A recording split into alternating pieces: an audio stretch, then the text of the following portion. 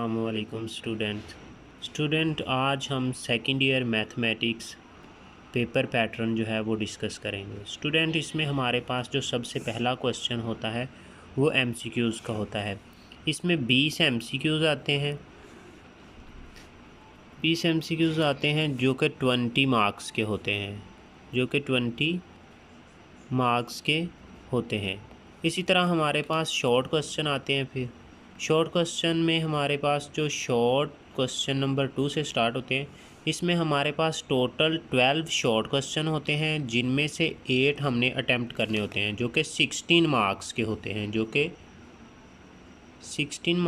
हैं, इसी तरह क्वेश्चन नंबर 3 जो है उसमें भी हमारे पास टोटल 12 शॉर्ट क्वेश्चन होते हैं, जिनमें से 8 अटैम्प्ट करने होते हैं और वो भी 16 मार्क्स के होते हैं।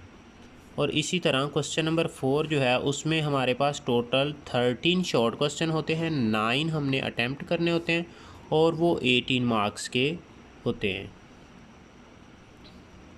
स्टूडेंट इसी तरह आगे हमारे पास लॉन्ग क्वेश्चन आ जाता है। इसमें लॉन्ग क्वेश्चन में हमारे पास टोटल 5 क्वेश्चन होते हैं, जिनमें से 3 अटैम्प्ट करने होते हैं और ये 30 मार्क्स के होते हैं। 30 मार्क्स के होते हैं। क्वेश्चन नंबर 5 जो है हमारे पास, उसमें हमारे पास एक ए पार्ट होता है, एक बी पार्ट होता है और ये 10 मार्क्स के होते हैं। और इसी तरह क्वेश्चन नंबर 6 में भी एक ए पार्ट होता है, एक बी पार्ट होता है और ये भी 10 मार्क्स के होते हैं।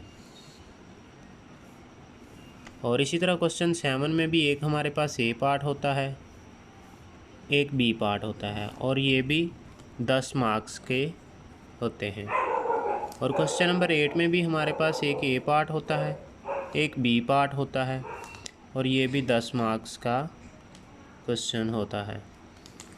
उसके बाद हमारे पास क्वेश्चन नंबर 9 है, उसमें भी हमारे पास एक ए पार्ट होता है, एक बी पार्ट होता है और ये भी 10 मार्क्स का होता है। Okay student.